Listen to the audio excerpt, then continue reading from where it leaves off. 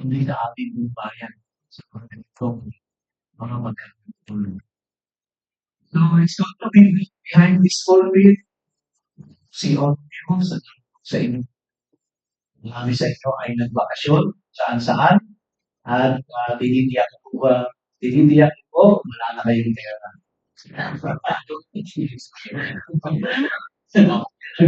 Gumastos tayo, gumastos nung nakaraan. Pero salamat po sa Panginoon kasi meron na tayong ginastos. Kaunti man o marami, ang lahat po yan ay pagpapala sa Diyos. At binabati ko rin po yung na nagdiriwang ng kanilang kaarawan, especially ngayong araw na ito. Ano po, ah, pag, pagpauman ninyo ito, pero bigyan natin ng parangal yung ating mga nakasakatanda, ating iglesia. Nagdiriwang si Nanay Siding ngayon. Si Nanay Yerito, ayun po, ganito, si Nanay, magkaroon. Pareho ni sila, isang 85, isang 77 na nagdiriwang ng kanilang kaarawan. Lahat po kayo ay imbitado na pumunta doon sa McDonald's, bayaran nyo. Alright, so tayo po ay saglit na manalangin bilang paghahanda sa pag-aaral ng salita ng Diyos. Ama namin Diyos na makapangyarihan sa lahat, salamat, maraming salamat sa biyaya at pagpapala na amin pong tinanggap ugat sa iyo sa nakaraang 2024 at patuloy na kami umaasa na bibiyayaan kami sa taong ito at itatawid kami dito ng maluwalhati. At sa umaga po ito, aming Ama, hinihiling namin na kami ay gabayan mo, bigyan mo kami ng karunungan, lalong-lalo na po ako na maghahatid ng iyong mga salita. Tulungan po kaming lahat na ito ay aming maunawaan at maisapuso namin ito. Pagpalain mo bawat isa, ang bawat pamilya na nire-represent ng bawat isang namin ito. Sa iyo po ang lahat ng papuri at pagsamba, pagdakila sa pangalan ni Yeshua. Amen. Amen. So as you can see on the screen, we are on the book of Leviticus, and this is where we stopped last September, if I remember right. At last preaching ko po bago ako nagbakasyon, ay medyo ako'y nalungkot kasi nalito ako. No? Yung last preaching ko yun, ibig na pino-forward ko yung aking slide ay pabalik. Kaya na-discourage yung flow of thoughts. So kaya buong linggo po na ako ay I'm feeling bad about it. Pero nonetheless, tuloy pa rin ang buhay. So I decided this morning to go back to what we have already taken up last August and September. So tayo po ay nasa chapter 1 pa rin ng Book of Leviticus. But I believe na yung kung tinalakay natin ng mga nakaraan ay malaking maitutulong nito upang mas lalo natin maunawaan habang tinatalakay natin ang Book of Leviticus. And also, last Friday of the month, every last Friday of the month, ay tatalakay po ako sa mga minor prophets tungkol sa ating Friday weekend worship service. Kaya, ina-encourage ko po kayo no, to give time, to make time to attend yung ating weekend worship service. And you will definitely learn a lot. No? Lalong-lalo na po sa mga 12 minor prophets na yun. And the message, though thousands of years ago na ito po ay pinahayag, very much relevant even in our time. No? Kasi ang salita naman ng Diyos ay timeless. Applicable po ito sa lahat ng panahon. Kaya ina-encourage ko kayo to attend the weekend worship service. Anyway, it's online naman, via Zoom. Kaya very convenient para sa inyo, para sa ating lahat. No? So, kaya kita-kita po tayo doon sa Fridays, every last Friday of the month. Hindi lang every last Friday, but every Friday ng ating weekend worship service. And before I continue on with the book of Leviticus, I'm very glad to let you know na ito pong year na ito, ng 2025, yung ating 70s of the Lord, ay i-execute mo natin lahat yun. From the Passover to Sukkot, gagawin mo natin lahat yun. No? Yung Passover, the Feast of Unleavened Bread, the Feast of First Fruits, yung Pentecost or Shavuot, the trumpet, yung ating Yom Kippur, Tabernacle, and of course yung ating Sukkot. So, but December ay Hanukkah naman. Okay, so tapos na yung 2025, di ba? Ang bilis. So, kaya get yourself prepared kasi po naghahanda na ang leadership ng ating church para po sa celebration ng 7 weeks. Dahil, after all, this was commanded by the Lord, no, to celebrate, to memorialize yung 7 weeks of the Lord. Kasi lahat naman yun, from the Passover to Sukkot, lahat po yan ay it tells about the Lord Jesus Christ. Kaya napakahalaga na naintindihan natin yan. Okay, so expect more to come in the next months. We will start our 70th celebration of the month of April na po. April and then onwards hanggang December na yon. Kaya loaded yung aming buong 2025. So nasa preparation period na January pa lang. Okay? Kaya kayo po na nais magkilahok dito, get yourself physically fit. Saka magre-require ito ng mga ng physical na kalakasan. Alright. So, the book of Leviticus, I'm so excited to go back to the previous study kasi po it will again refresh our memories what we have already taken up. Ayan, ayaw na naman tuloy pa. Baka nakapatay. Yun. Right. Ayaw. Baka po nakapatay. Off po ako. Oh, Hindi naka-on. takmoy mo. Takmoy mo. Yun. Okay. So, in Leviticus chapter 1, we have learned some principles for understanding Leviticus. No, bihira po talaga ang church na nag-preach on the book of Leviticus kasi medyo maraming technical kasi dito. Talagang mahirap pong aralin, nangangailangan ng kasusing pag-aaral at mahabang panahon.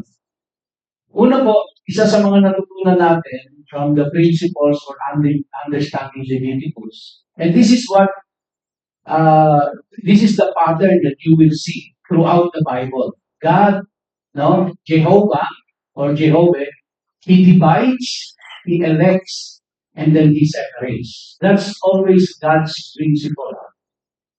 He divides, He elects, and then He separates.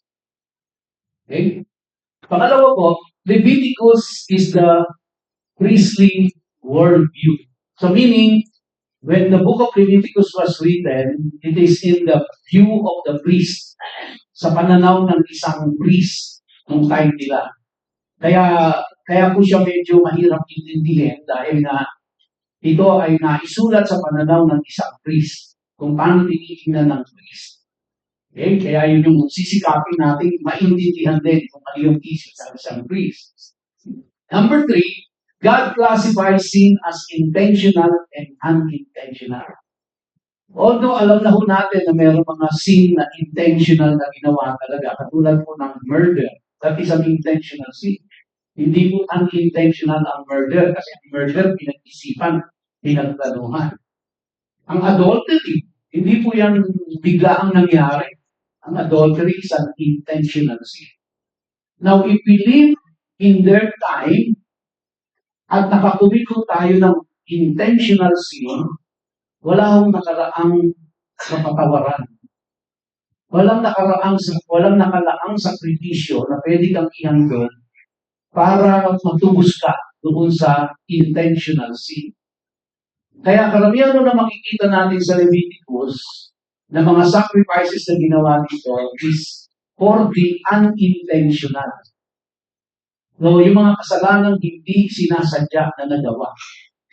So, yun po yung ina-address ng Leviticus. Well, we have learned, of course, in the past, na ang kinover ng Panginoong Jesucristo sa atin, and this is, na tayo po ay dapat na talagang magpasalamat dito kasi ang kinover ng Panginoong Jesucristo ay yung kung intentional at unintentional sin. Sa kanila po, nung time nila, ang kino-cover lang po ng mga sacrifices ay yung mga unintentional, not the intentional. Kaya, if you live in their times at nakakumit ka ng intentional sin, then you carry along with you for the rest of your life the burden of sin. Kaya talagang sa akin pong pananaw ay mas mapalad tayo kaysa sa kanila na nabuhay ng panahon na yun. Bagaman nakita nila si Moses, nakita nila yung mga miracles ng Diyos na yun before their very eyes, pero mas mapalad din tayo dahil inover ng Panginoong Jesucristo yung intentional at unintentional sin. Okay? So, we will elaborate more on that as we go along. Number 5, so I'm just reviewing po. Nakuha na natin ito sometime in August and in September. The sacrificial system is about more than atoning for sins. No? The sacrificial system. Ito po ay hindi lang, ang common understanding po natin, itong sacrificial system na ginagawa nila ay para mapatawad sa kasalanan ng mga tao. Pero later makikita ho natin na this was not really the main intention. But the intention po ay upang maging acceptable ka muna sa Diyos. Meron pong process involved no? Bago po kapaghandog ka para sa kapatawaran ng iyong kasalanan, kailangan makapaghandog ka muna na magiging acceptable kang lumapit sa Kanya. So, kaya napaka-tedious nung kanilang proseso noon. Whereas in our case, we can always come before the Father through Jesus Christ. Because in Christ Jesus, we became acceptable to the Father. Kasi wala pong saysay yung paghingi mo ng tawad sa Diyos kapag in the beginning ay hindi ka acceptable sa Kanya. You must go near before the Lord before you can ask for forgiveness. That was the setup before. But now, we can come to God na assured that we are acceptable to Him because of Jesus Christ. Kaya when we come to Him na humihingi tayo ng tawad sa ating mga kasalanan, tayo po ay pinapatawad ng Diyos. No? Kasi yung unang requirement na satisfy na ng Panginoong Jesus, na tayo ay maging acceptable sa Diyos. Na tayo po ay we can go near to God because of Jesus Christ. So, kaya pag titignan niyo po yung pattern ng Diyos, bago ka lumapit sa Kanya at humingi ng tawad, kailangan you are at peace with God. You are acceptable to God na lumapit sa Kanya. So, kaya yung pong sacrificial system na yan, ay hindi nila ginagawa yan para mapatawad sila sa kasalanan, kundi yung po ay ginagawa nila para makalapit sila sa Diyos. Yun yung pamamaraan ng paglapit. And when you are near to God, then that's the only time that you can offer doon sa paghingi mo ng tawad sa Kanya. So that's the process. Kaya sa atin po, through Jesus Christ, we became acceptable to God the Father. And so we can go near to God the Father anytime because of Jesus Christ, because of what He has done for us. No? Yun po yung ginawa ng Panginoong Jesucristo. Kaya kung kakausap, siguro po kung tayo ay makakakwentuhan natin yung tao noon, panahon nila Moses na yan, sasabihin nila, mas mapalad po tayo kaysa sa kanila. Noong mga time na yan. And please remember na itong pag-offer nila ng sacrifices na ito, they are doing it every day. At may iba't ibang klase pa yan. Tatalakayin natin yan later on na hindi lang yung mga burned animals, but they are even required na mag-offer din ng mga plants. Meron pa pong mga grain offering na ginagawa sila. But of course, ang gusto mo natin pick upin dito is the principle kasi dito lang po ipinapakita sa mga kwentong ito ang character ng Diyos, ang attribute ng Diyos, ang isip ng Diyos, ang gusto ng Diyos. No? Number 6, Yeshua fulfilled more than the Levitical sacrificial system. This is what I've been telling you a while ago, na ano po through Jesus Christ, na satisfied kung ano yung requirement ng Diyos Ama. Hindi ko nagbago, no? Requirement ng Diyos noon ay merong mga animals na masasacrifice. Sa katauhan ni Jesus Christ, siya yung naging sacrifice. Kaya yung requirement ng Ama ay parehas pa rin. Ang pagkakaiba lang, nung panahon nila Moses, they have to offer animal sacrifices. In the time of Jesus Christ, He offered Himself as the Lamb of God. Number 7, the foundational principle behind the sacrificial system is substitution. So, kung noong panahon nila ay hayop po yung ino-offer, nung in-offer ni Jesus Christ ang kanyang sarili, He became the substitute. Instead, yung pong hayop ang mamamatay, si Jesus Christ na yung namatay. And imbis na tayo po yung mapaparusahan, si Jesus Christ yung naparusahan para sa atin. Kaya if we put our trust in the Lord Jesus Christ, ito po ay kahalintulad na tinanggap ng Diyos Ama yung animal sacrifices na ino-offer nila noon. Okay, so meron pa rin blood sacrifices na kasama ito. So again, ulitin ko po, Jesus Christ became the substitute instead of animals. Siya po yung namatay. Siya yung sacrifice. And instead of us, si Jesus Christ po ang kumuha ng lahat ng yun. Ng lahat ng parusa na para dapat ay para sa atin dahil tayo po yung makasalanan ng hindi siya. At in-honor ng Diyos Ama yung pananampalataya natin. Paniniwala sa ating Panginoong Kristo. Number 8, Leviticus should be read as a continuation of Exodus. One thing that you will notice, ang Leviticus po is in the middle of the Torah. No? Genesis, Exodus, Leviticus, Numbers, and Deuteronomy. Ang maganda po dito sa Torah, from Genesis, Exodus, Leviticus, Numbers, and Deuteronomy, it is a continuation ng, kumbaga po yung, it is arranged in a chronological manner. Kaya pwede mo siyang basahin ng dire-diretso with, nandoon yung continuous flow of thought noong buong kasaysayan. Kaya, itong Leviticus po, mas be read, kasunod siya ng Exodus. Kasi nga, dire-diretso lang siya. Kaya, I encourage you also, mga kapatid, na you read again the Torah. You read it kasi continuous lang po yun. Wala siyang, yung first 5 books na yun ay tuloy-tuloy na kwento. Kaya maganda siyang basahin, no?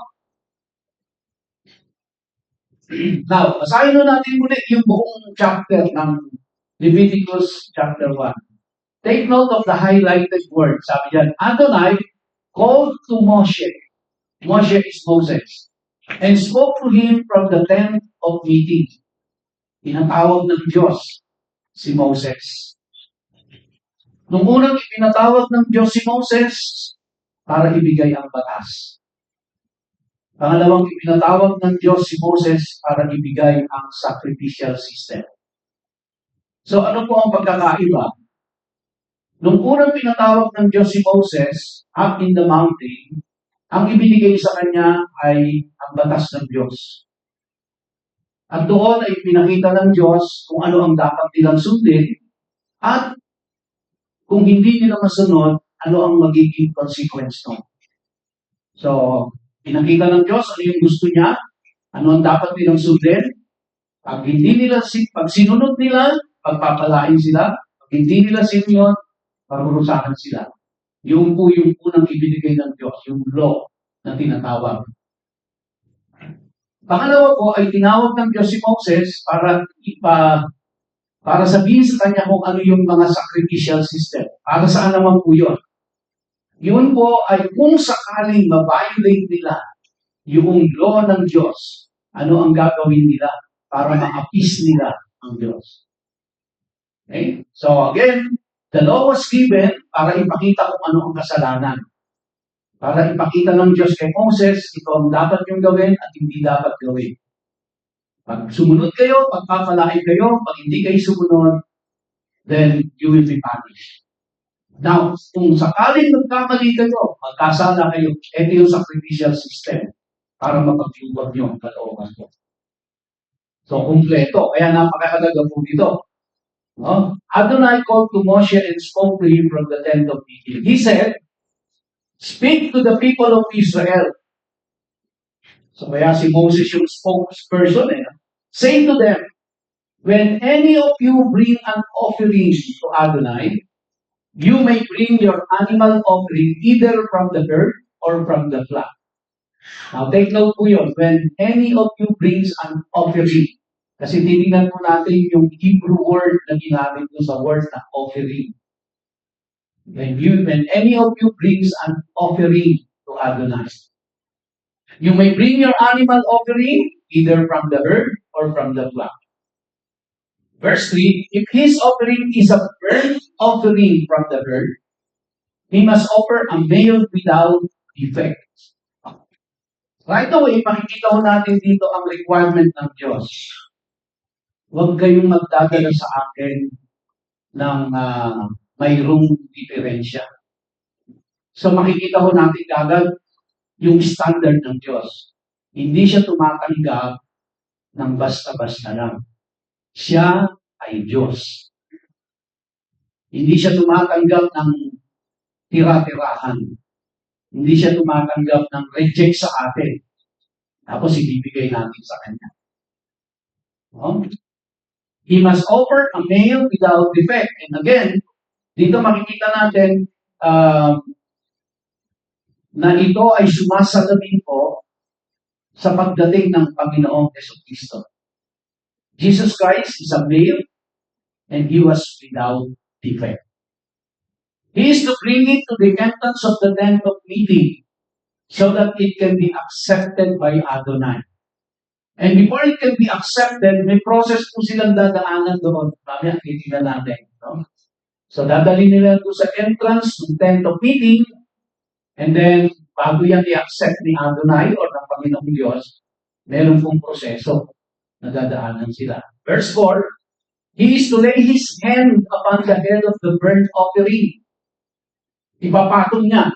Kung halimbawa, kambing yung dala niya, or baka yung dala niya, ipapatong niya yung kanyang kamay doon sa ulo nung iahandog sa burnt offering. And it will be accepted on his behalf to make atonement for him. Now, please, make no mistake na pag sinabi pong it will make an atonement for him, ay ito ay ini-equate agad natin na siya ay pinatawad sa kanyang kasalanan. Okay? So yung atonement na yon doesn't necessarily mean that the person offering the bull or the person offering the goat is immediately forgiven of his sins. Not yet. Not yet. No? Hindi ko yung sinasabi ko na yun yung unang proseso para maging so that they can go near to God, so that they can be accepted by God, so that they can be at peace with God. Verse 5, he is to slaughter the young bull before Adonai. Sino po yung mag-i-slaughter? not the priest. He, the one bringing the animal, the one bringing the goat or the bull to offer as a sacrifice for atonement. No? He is to slaughter the young bull before Adonai, and the sons of Aaron, the Kohanim, which means the priest, are to present the blood. Now, during that time, nobody is allowed to touch the blood of the sacrificed animal except the priest. So, if I am the ones offering the animal, I will slaughter it, but I cannot touch the blood.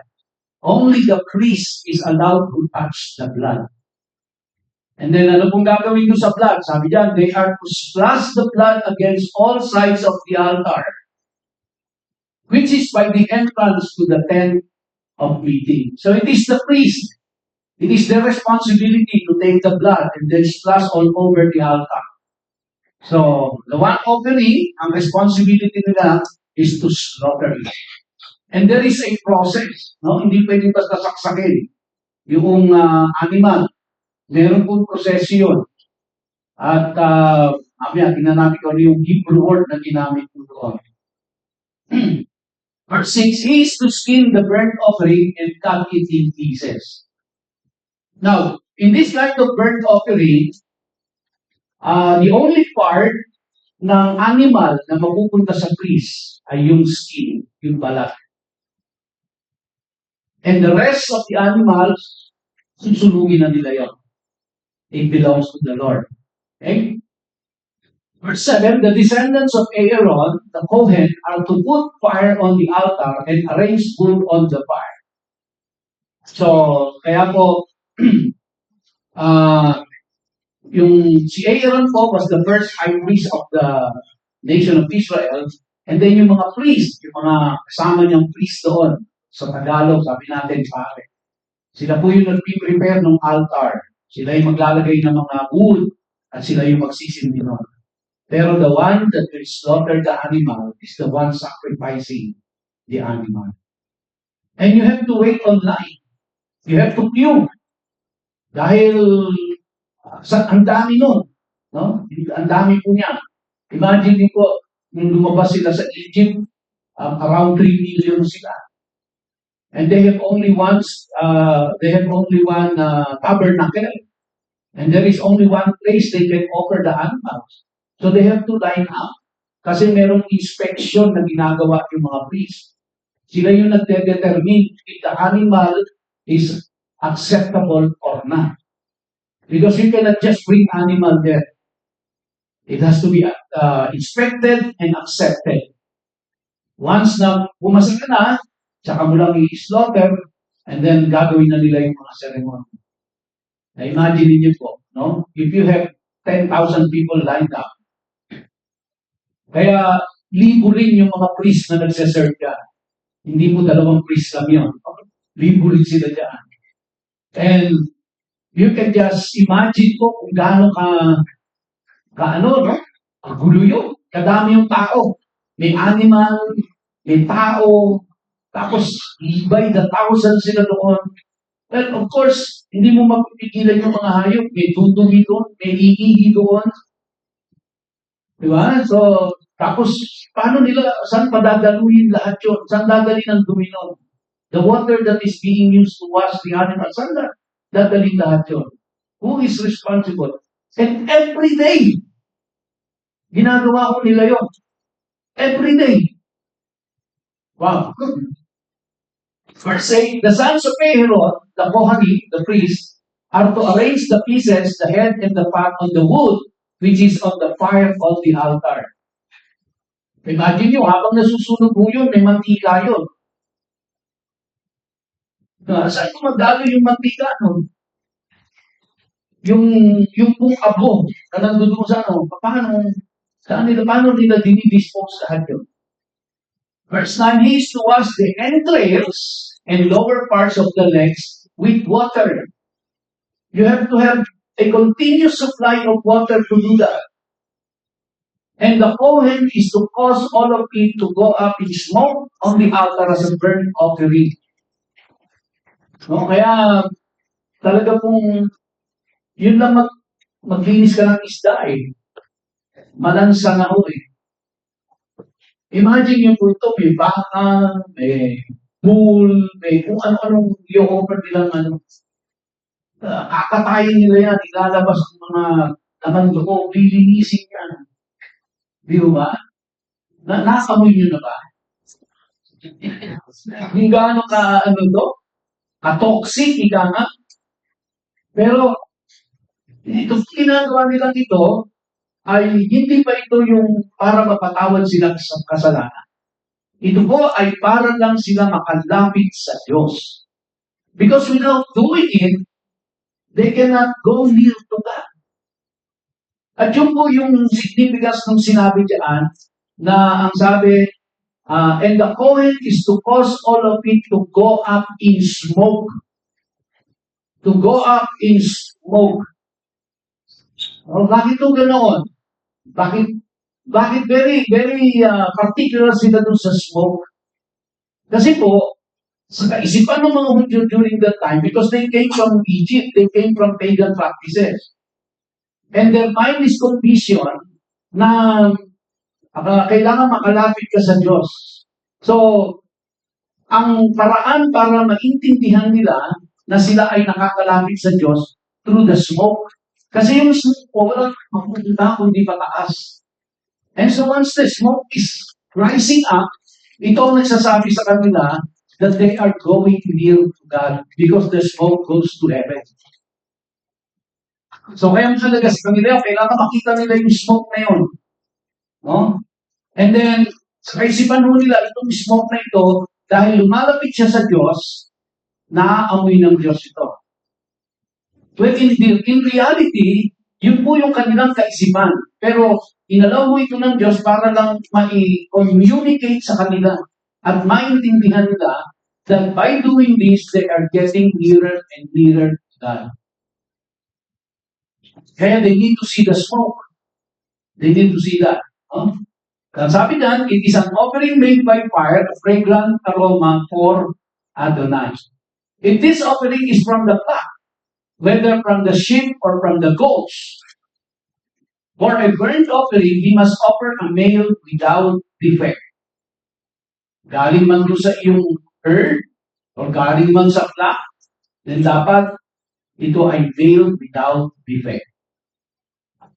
So kaya yun, dumadaan pa po sa quality control yun. So halimbawa, ako may dala ako ng kambing, sa tingin ko, okay na siya, ito yung hahandog ko, dadalhin ko yan, i-inspectin ng mga priest yan, dadaan sa quality control. At yung priest ang magsasabi na walang defect. Na walang defect. Pag sinabi ng priest, okay na siya, then dadalhin na nila doon, kakatayin na. Allowed na siya. Pag sinabi hindi pwede, reject, hanap ka ng iba. Di ba? Gano'ng ka-toxic yan, mga kapatid. Pag sinabi ng priest, reject. Verse 11, he is to slaughter it on the north side of the altar before Adonai. So which means, kung ito po yung ito yung altar, ito yung kanilang tabernacle, no? On the north side of it, doon mo lang pwedeng gawin yan. So ibig sabihin, hindi mo pwedeng gawin kung saan yan. Sa north side lang. Bigan. And the sons of Aaron, the Kohanim, are to splash its blood against all sides of the altar. He is to cut it into pieces, and the Kohen is to arrange them with the head and fat on the wood, which is on the fire on the altar. Verse 13, he is to wash the entrails and lower parts of the legs with water, and the Kohen is to offer it all and make it go up in smoke on the altar as a burnt offering. It is an offering made by fire, a fragrant aroma for Adonai. So this is what they believe. Now once the smoke rises up, yung aroma nito, no? Bango naman talaga, di ba? Pag nagpa-barbecue ka, mabangoy. So ang tingin nila doon, ang Diyos naaamoy yun. Kaya, ang tingin nila naaamoy ng Diyos kasi yung smoke tumataas. And it's going nearer to God. If his offering to Adonai is a burnt offering of birds, he must offer a dove or a young pigeon. Imagine nyo, may mga ibon na. Di ba? Nabitawan mo yun, lumipat, magkakabulan pa kayo. So, bakit po merong mga birds? Bakit merong kalapate? Oh, may pigeon. Kasi po, ito yung ino-offer ng mahihirap. Kasi pag ikaw ay mayaman, ang dala-dala mo baka. Oh, kung medyo kapus-kapus ka ng konti, kambing. O kaya sheep. Pag talagang hikapos ka sa buhay, ibon. So, ibig sabihin, pag tinignan mo natin mga kapatid, walang exemption. Hindi mo pwede sabihin, mahirap ako, wala akong mayahan doon. Hindi, merong ibon. No, na hindi ganun kamahal o madaling makuha. Siyempre, yung baka mahal. Ano po yan eh? Pag nag-offer sila, dahil mahal ho ang baka eh. Isipin nyo, i-offer ho buong baka ha. No? Buong baka po yun. Ang i-offer nun. So, o kaya buong kambing yun. Para sa kanila, mahal ho yun eh. Mahal ho yun. Kaya habang nasusunog yung baka, tatakam-takam sila kasi hindi na makakain. Tapos yung pong balat nun, mapupunta yun doon sa priest.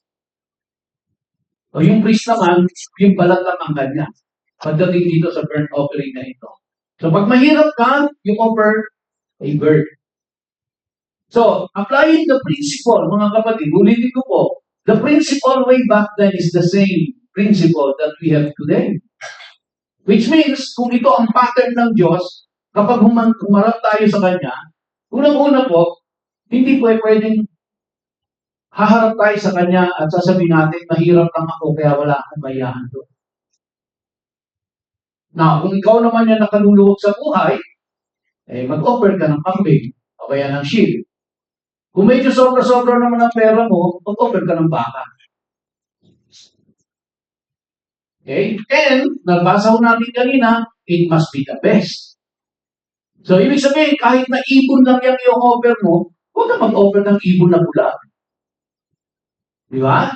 I-offer mo pa rin the best na bird. Because He is God. That's the principle there. Hindi ka naghahandog sa presidente o sa gobernador. Naghahandog ka sa Diyos. Kaya it must be the best. So, kaya naiintindihan ng Diyos yun. Mahirap ka o hindi kayo nire-require magandog ng baka. Pero kung mayaman ka naman, hindi ka magandog ng ibon. Do you get the point? Do you get the principle? But it's still up to you to decide. Up to you to decide. Pagdating mo dun sa pare na nag-prepare nun, hindi niya naman i-qualify eh. O, ikaw mayaman ka, bakit ibon lang? O, ikaw mahirap ka, saan mo kinuha yung pamili ng baka?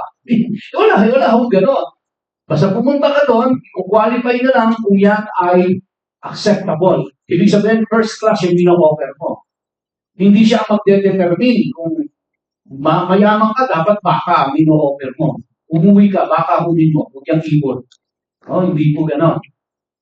So, titingnan lang nila, acceptable, okay, i-offer ko yan. But, you see, getting all the principle of this, mga kapatid, walang mahirap, walang mayaman. Lahat mayroong maihahandog sa Diyos. Ngayon, sa iyong kakayahan. Kaya kung mahirap ka, hindi ka pinipilit ng Diyos na maghandog ng baka. Pero ine-expect ng Diyos kung mayaman ka, baka ay ang i-offer mo, hindi ibon. You get the point? Then, in the offering, involved ka. Now, during this time, this is a form of worship sa kanila. When they offer something to the Lord, it is a form of worship. So when we go before the altar of God, in our offering, we are worshiping the Lord. So, ano po yung principle na nakapaloob? You must be involved in worship. You are not an spectator. So everybody must come before the Lord in worshiping Him. So hindi ka doon nakatayo lang at nag-expect o tagapanood ka lang. You have an active participation when it comes to the worship of God. No, kaya tayo lahat dito, hindi tayo pumunta dito na tayo ay tagapanood. Kung nagpapaawit dito at dililig tayo to worship the Lord, we must be an active participants. Hindi yung tayo yung spectator o mga tagapanood lang. Pumunta ho tayo dito as an active participants in the worship of God. Kaya everybody must worship the Lord. Ha? Hello? Huwag po natin yun. Oh, so hindi mo tayo pumunta dito para manood lang.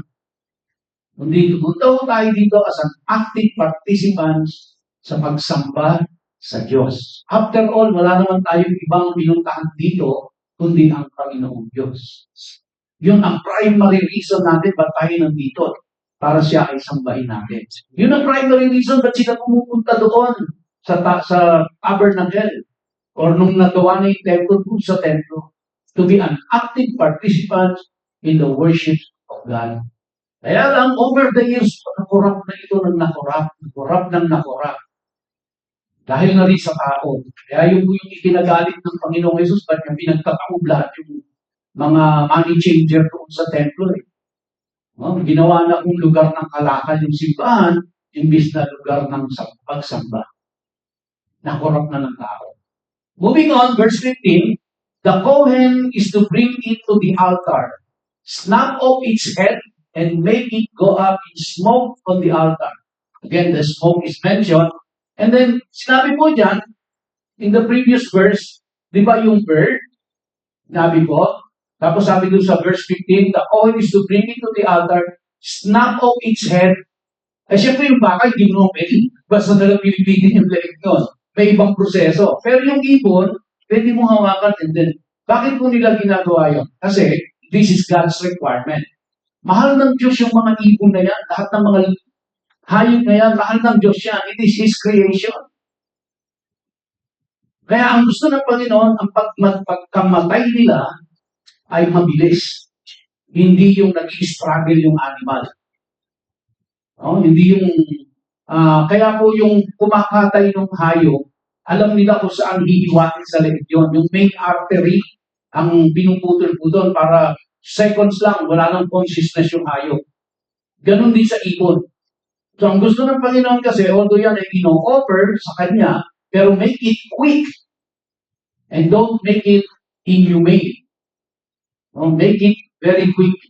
Kaya po may proseso talaga sila dyan, paano nila gagawin. Kaya makikita natin, ang ating Diyos, hindi lang tao ang mahal ng Diyos. Mahal niya ang mga animals sa create niya. Kaya huwag niyo pong gagawin kaldereta ang aso. Katipupulutan. So, huwag natin, kumbaga, hindi pagkain yun. Hindi pagkain sila. Anyway, saan pa ako mapunta? Verse 16, He is to remove the foot pouch and its feathers from its neck and discard it on the pile of ashes, justice of the altar. Kaya kung merong procedure para sa kambing, sa baka, sa tupa, meron din procedure para sa ibon. Ganoon ka-detailed ang Diyos pagdating sa paano nila gagawin ang paghahandog sa Kanya. So makikita natin ang principle ng Diyos, mga kapatid, huwag tayo maghandog ng basta-basta lang, na makapaghandog lang.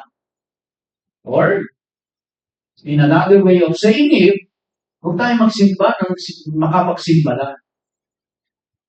Di ba? Pumunta ho tayo para sumamba. Hindi para makasimba lang. Okay? Verse 17, He is to pour it open with a wing on its side, but without tearing it in half. The Kohen is to make it go up in smoke on the altar, on the wood which is on the fire. As a burnt offering, it is an offering made by fire, a fragrant aroma for Adonai. Have you noticed po? Nasa verse 17 na tayo, ang tinatalakay, ang binabanggit is burnt offering, burnt offering, burnt offering. Kasi may iba't iba pong offering na gagawin pa sila. Isa lang to. At ito yung simula. And there are many more. So, kanina po, binanggit ko sa inyo na take note of the word, yung kung now he called, or Adonai called Moshe. Yun po yung beginning statement ng Leviticus chapter 1. In the practice of the Jews, ang kanilang pong Torah o ang kanilang Tanakh ay laging ang title nito is the first word doon sa chapter 1. Kasi wala naman chapter sa kanila. Pero the first word, yun ang nagiging title. Now, ito pong Leviticus, ang word Leviticus is a Gentile title. Hindi po Hebrew title yan. No? Yung nag-translate ng Bible at binigyan ng pangalang Leviticus yan, it was named by a Gentile. No? Ang talagang title po niya, hindi Leviticus, kundi Vayikra. Vayikra, ang ibig sabihin, yung po yung now he called, or Adonai called Moshe. In Hebrew, isang word lang po yun, Vayikra. Now, this is important, mga kapatid, kasi, as I have said, yan po ay yung parang isang pangulo ng bansa na pinatawag ng isang opisyal ng gobyerno. Ibig sabihin nun, pag pinatawag ka ng pinakamataas na pinuno ng bansa, importante yung sasabihin niya sa'yo. And you must heed, you must take full attention dahil mahalaga yon. So as I have said kanina po, twice, pinatawag ng Diyos si Moses, bring him up in the mountain, God gave him the law.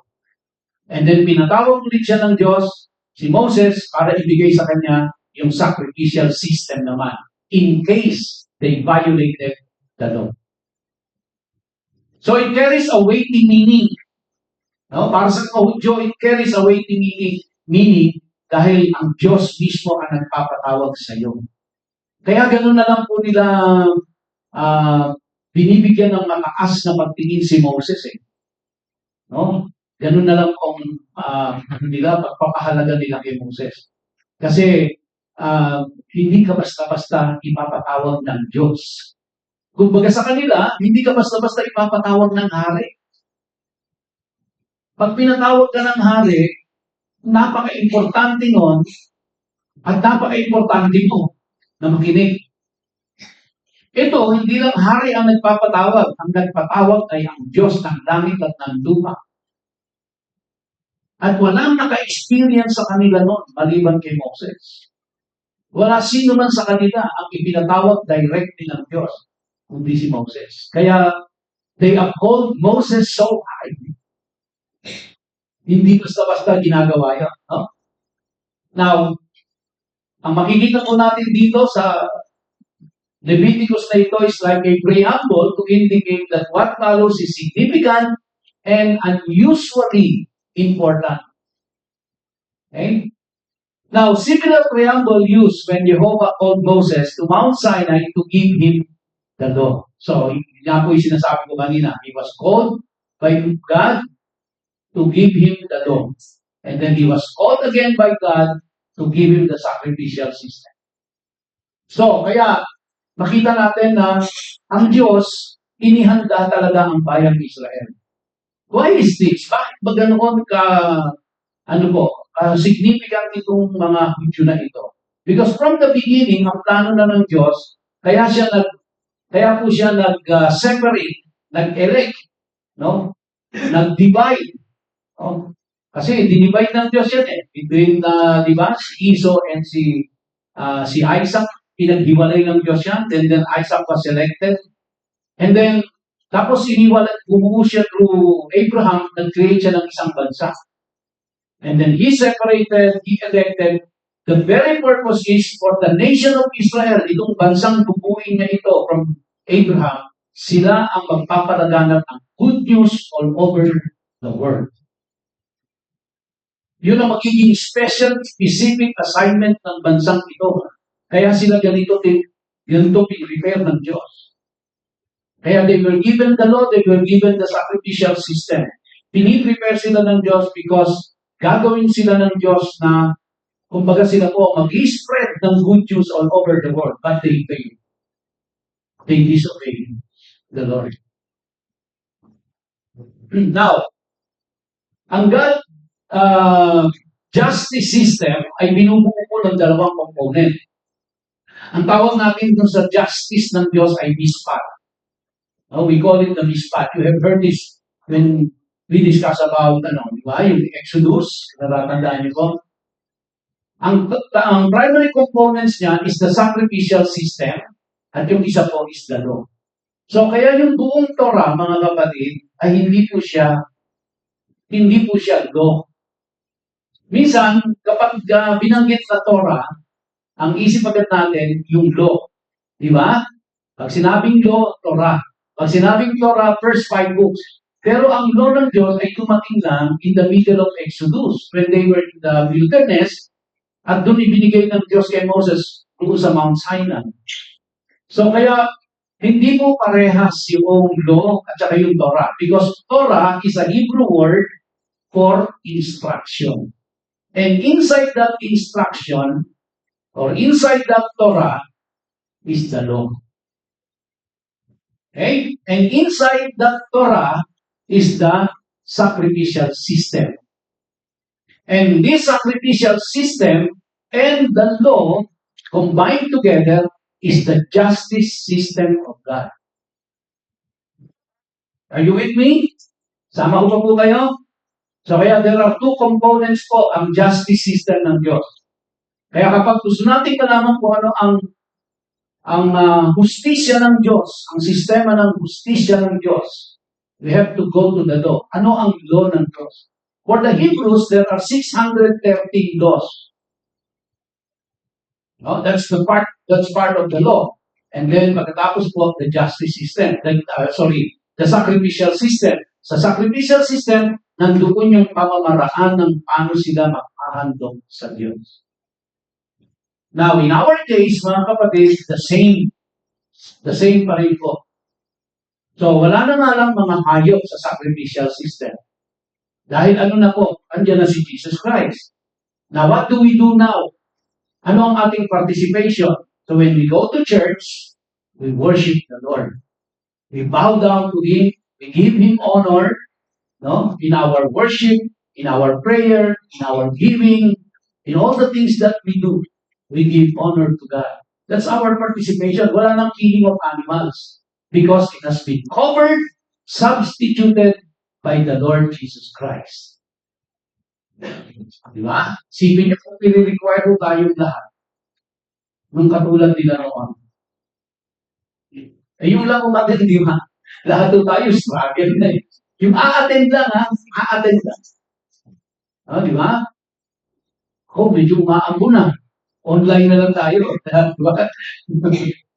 Sila hindi po umulan, umaraw. You have to go there, sacrifice your animal.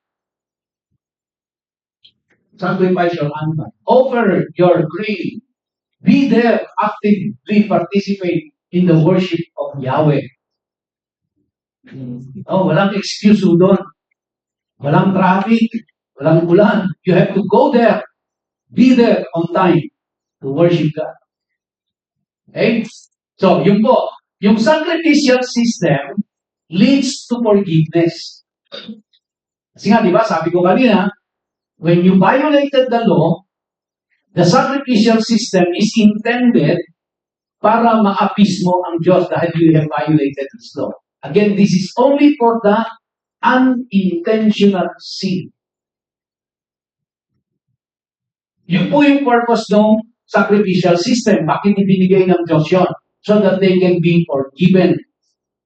Yung law, ibinigay ng Diyos yun because once violate, para alam nila kung ano ang mali at tama na gusto ng Diyos. Hindi po kung ano ang nasa isip nila. Kung ano ang mali at tama sa Diyos. Kaya binigay niya yung law. Kaya nga, any violation of the law of God is sin before the Lord. And when you commit sin, there is a corresponding punishment. Now, to appease the heart of God, then you have to do the sacrificial system. But the punishment, the consequences ng kasalanan mo will remain. Yun po yun. Hindi ibig sabihin na kung nagkasala ako at nag-violate ako sa Word of God, nag-violate ako sa law of God, nagkasala ako, then nag-perform ako ng sacrificial system na yun, ang ibig na hindi ibig sabihin na yung consequences ng kasalanan ko mawawala na. Di po ganun yun. Yung consequences ng kasalanan will remain. And if accepted to the Lord, then you will be forgiven. Pero the consequences remains. So para po ngayon din, the same. Pag nagkasala tayo, through Jesus Christ, we can come to Him and ask for forgiveness sincerely in our hearts, we will be forgiven, as the Bible says. Pero yung consequence ng kasalanan will remain. So, the best thing to do, gumawa ng kasalanan. Di ba? Gumawa ng kasalanan kasi wala yung consequences. So, don't get a wrong impression na kapag humingi na tayo ng tawad, dahil nagkasala tayo, humingi tayo ng tawad, wala na yung consequences, burado na. Hindi mo mangyayari yun. Why? Because God is a God of justice. Kaya kailangan manandun yung consequence ng sin dahil yung justice ng Diyos yun. Alright? So, mga kapatid, the best thing to do, as much as possible, let us run away from sin. Run away from it. Lalo na, alam na natin, kasalanan talaga yun. Huwag na natin, no? So, maging careful lang tayo. Iksi ng oras. Bakit ba? Para may iksi ang oras ng 2025. Now, don't, lampasan ko na po ito. Dito tayo magtatapos. Sabi doon sa verse na binasa natin kanina, if anyone brings an offering, remember the word offering? The word offering in Hebrew is korban. And it is a general term, generic term yung korban, yung offering. Kasi ibig sabihin po, may iba't ibang offering kasi. Ang unang offering is what we call the olah, ang tawag. Yung po yung kanina pa mention na burnt offering. Kaya when you read the words burnt offering in Hebrew, it is olah. Okay? So although yung binanggit ko kanina na word na offering, if any one of you bring offering, which means korban, so pwedeng olah, pwedeng iba pa po ng tawag, tatalakayin natin yung ano yung iba't ibang tawag nila sa mga offering nila. So, pinag-uusapan lang muna natin ngayon is the burnt offering, which is in Hebrew, it is olah. Now, the word burnt offering is not a translation of the word olah. Because the word olah, mga kapatid, literally means ascend or bring near. Okay? So, kaya yung pong word in English, the burnt offering is a functional definition of the Hebrew word olah, which is translated in English as burnt offering.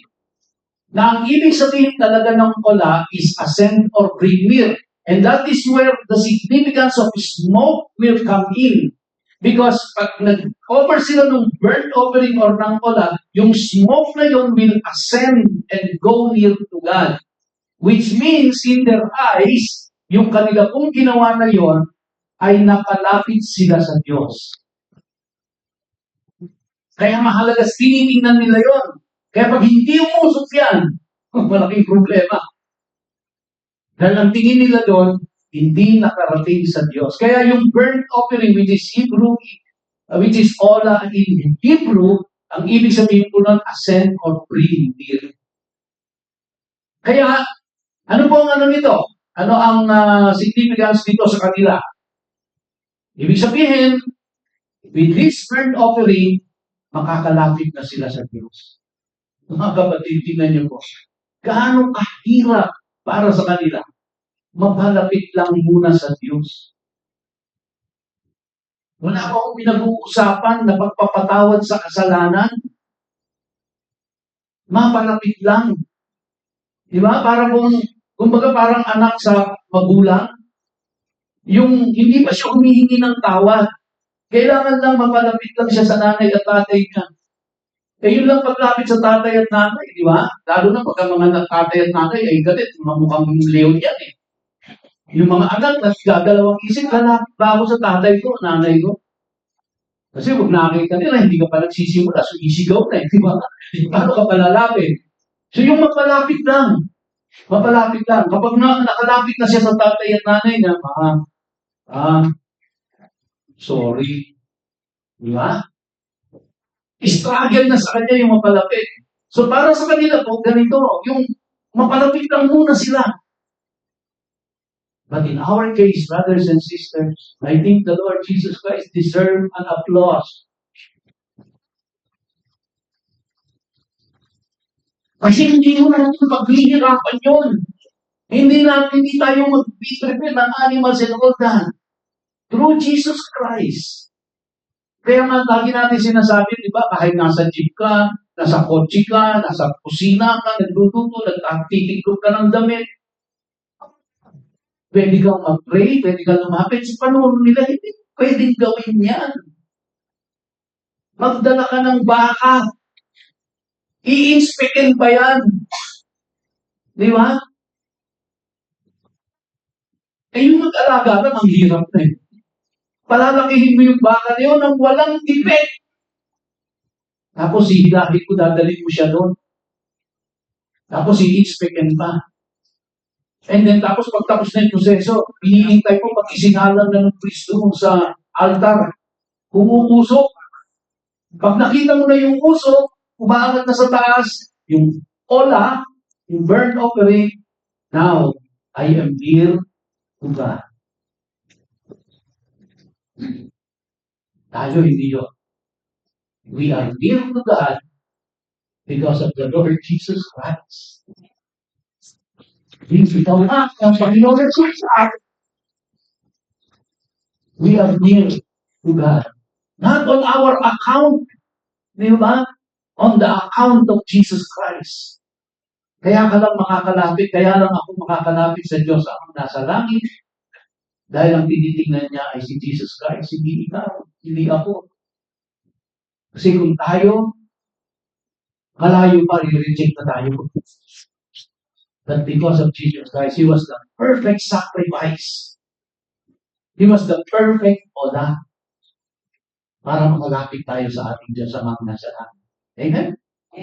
Hallelujah. Tayo po tayo lahat. We will sing to the Lord before we close in prayer.